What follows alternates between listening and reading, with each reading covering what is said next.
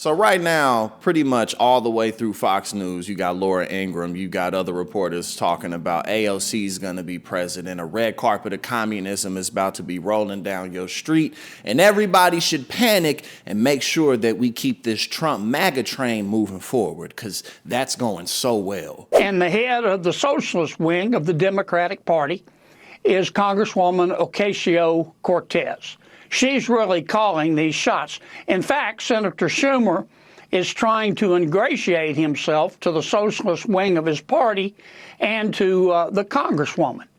And I have to tell you, I don't hate anybody. I don't mean any disrespect. But based on her policies and beliefs, Congresswoman Ocasio-Cortez is single-handedly trying to put an end to dumb blonde jokes. I mean, based on her policies, $1.5 trillion, she must be bilingual. She's speaking English and stupid. There's no way we're going to go along with this. AOC thinks that MAGA supporters are now moving toward socialism because in part of their anxiety about the economy and the fact that in some cases, they are paying more for basic goods and services. Is she wrong? And if so, why? Well, we'll have to assume that AOC either got into Pocahontas's beers and had a few too many, Laura, for this kind of hot take on things, because it's that absolutely ridiculous, or she's applying the same kind of logic that the Democrats like to apply to say that men can have babies. It's totally crazy.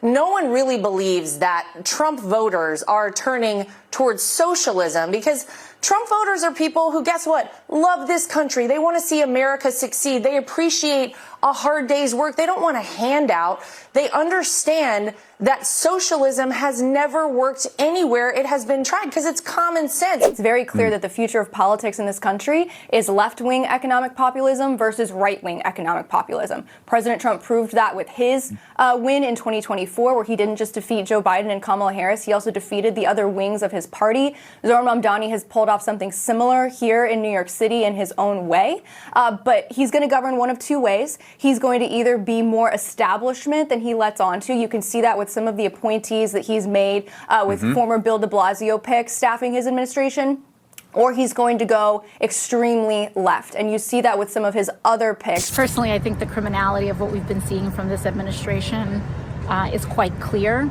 To me, individually, the question is not, the hard part about impeachment is what in the litany of illegal actions have been taken do you actually draft articles on? Do you think the president has committed impeachable offenses? Absolutely.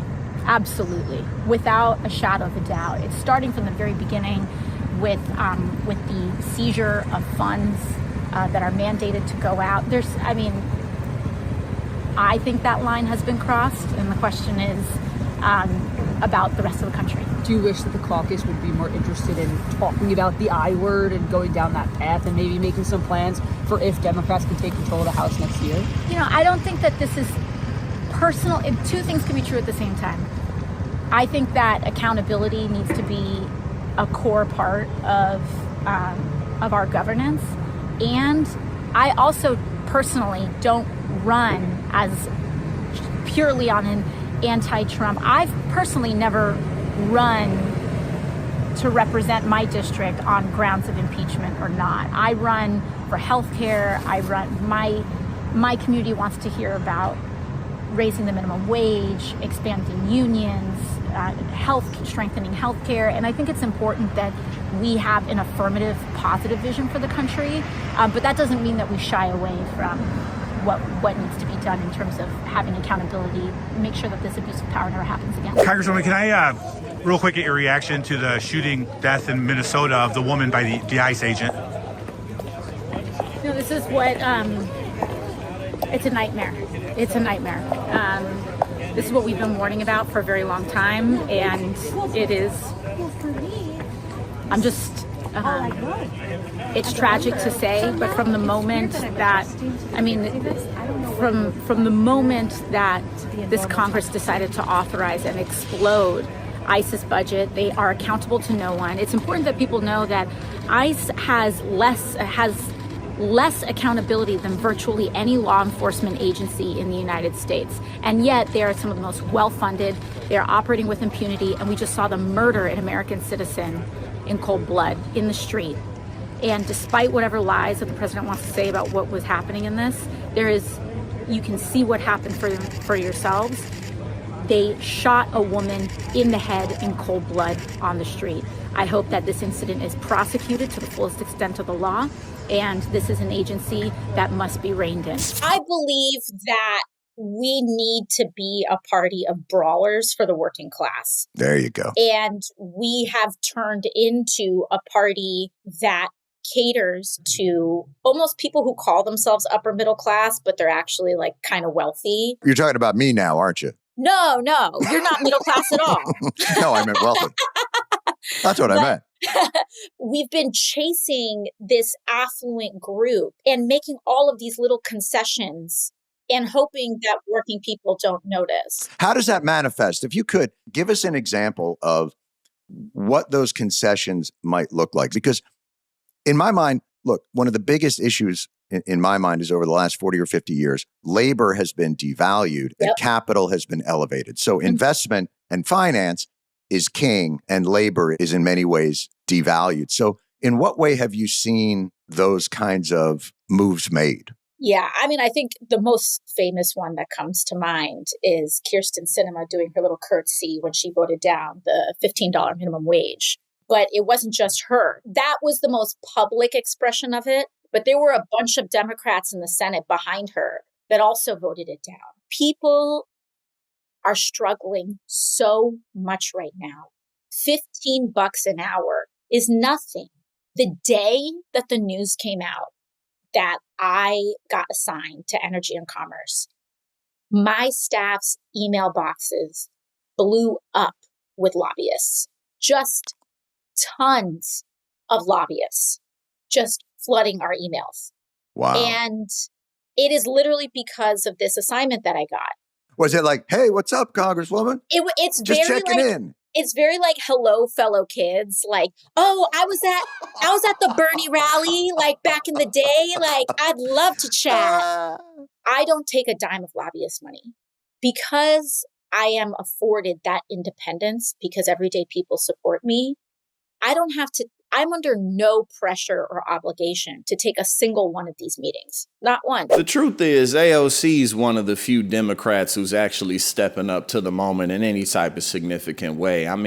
You take a look around the country at the destruction that ICE is causing with these reject buffoons causing mayhem, and Democrats are just, not talking about abolishing ICE. They're just tiptoeing around the issue and talking about training methods and making sure that these officers are better prepared to terrorize the public. Honestly, if you ask me personally, I don't think it's quite time for AOC to run. I think that she should spend some more time building up resources, building up relationships and a representation, not just for her district, but I think that she has a good opportunity to get into the Senate. You look at Chuck Schumer, his career's done. It's over for him. I think that she should try to fill his seat. And again, just get some more experience and more time under her belt. Now, I'm not saying that she can't run. Why not at this point? It's looking like Gavin Newsom is still at this point. He has the highest chance of not just winning the primaries, but becoming president. A wet paper bag with a D by its name is going to be president in 2028. That's pretty much a guarantee at this point.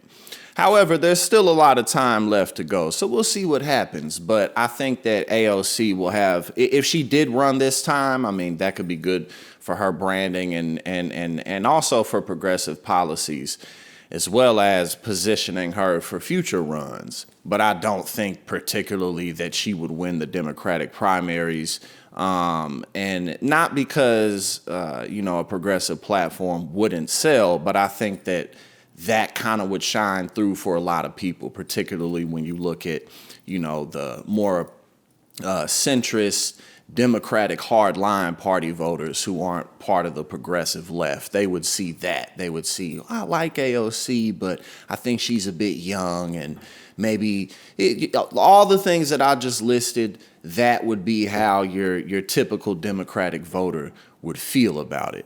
And so we'll see what happens. That would be her biggest obstacle.